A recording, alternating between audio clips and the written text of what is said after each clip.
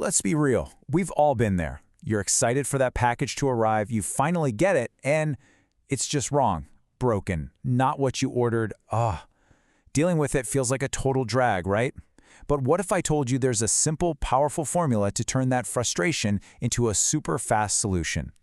Well, today we're going to crack the code on the art of the complaint email. You know that sinking feeling, don't you? That mix of annoyance and, honestly, helplessness when you open a box and it's just a total letdown. It happens to everyone. But here's the thing. Your next move is what decides whether you win or lose. I get it. Your first instinct is probably to just unleash, to fire off an all-caps email that really lets them have it. It feels good for a second, but it gets you nowhere. Because you got to remember, there's a real person on the other end of that email. The secret to getting what you want isn't about rage. It's about being smart. And that's what we're going to do. Craft an email that's clear, factual, and polite, and that actually works. So, how do we pull this off? It's not magic, and it's definitely not luck. It's all about having a solid structure. We're going to walk through a super simple 7-step formula that you can use every single time. Seriously? Think of this as your secret weapon. And here it is, the whole game plan at a glance. It just makes sense, right? You start with a clear subject line and a simple greeting. Then you get right into the problem in your opening and main body. Then, and this part is absolutely key, you tell them the solution you want. After that, you just wrap it all up with a professional closing and your signature. See? Each step builds on the last, creating an email that's impossible to ignore. All right, let's start at the very top.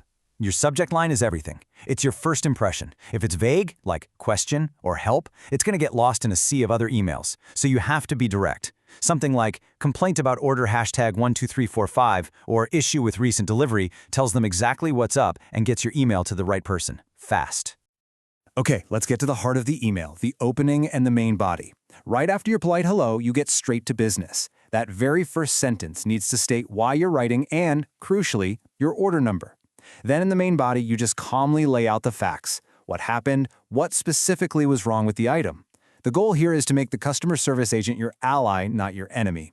Anger just makes people shut down. Facts give them the power to actually help you. Now, this is the game changer. So many people forget this part. Don't just complain about a problem. Give them the solution. Tell them exactly what you want. Do you want a full refund, a replacement sent out, a discount? Being specific takes all the guesswork out of it for them. You're not just giving them a problem. You're handing them the answer. It makes it so much easier for them to just say yes. Okay, we've got the skeleton of the email down. Now let's talk about the actual words you're going to use. Your tone is everything. You need to sound firm, like you mean business, but not furious. It's a fine line to walk, but don't worry. These phrases are going to help you nail it every single time. Just listen to the power of a phrase like this. Imagine getting an email that starts with, "I am writing to express my dissatisfaction with," versus one that starts with, "You guys are the worst." See the difference? One sounds like a reasonable person with a legitimate problem. The other, well, it sounds like it's headed straight for the trash folder. This one phrase sets a professional, serious tone from the get-go. Think of this as your cheat sheet, your personal phrasebook for getting things done. To state the problem, you use "I am writing to complain about." To explain, you stick to the facts. I received the wrong item. For your solution, be direct. I would like a replacement. And to end it, you're polite but expectant. I look forward to hearing from you soon. These are your building blocks for a perfect email. All right, theory is one thing, but seeing it work in the real world is so much better. Let's take a look at a full example email and see how all these pieces come together to create something really effective. We're going to break it down line by line. Boom! Right off the bat, the subject line is perfect. It's got the magic word complaint and the specific order number. The person reading this knows exactly what's inside before they even click. No confusion, no delay. The greeting is polite and standard, totally fine. And then look at that first sentence. It gets right to the point, states the purpose, and gives them that critical order number.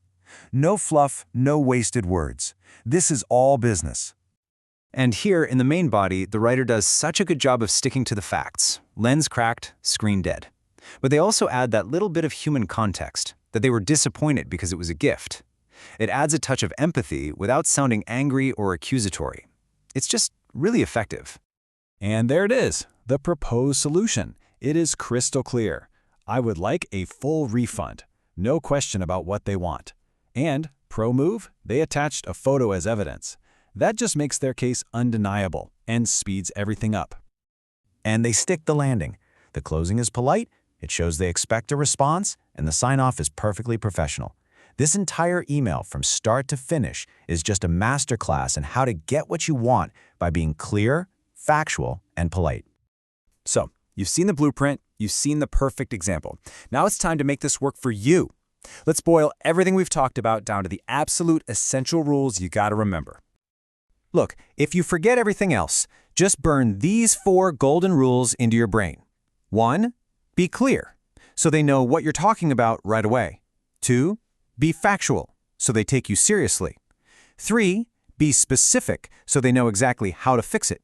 And 4, most importantly, be polite, because that's the fastest way to get them on your team. So now you have the tools. You've got the blueprint. The next time you get a bad product or a frustrating service, you don't have to just get mad and feel helpless. You know exactly what to do. The power is in your hands. So, I have to ask, what problem are you finally going to solve with this?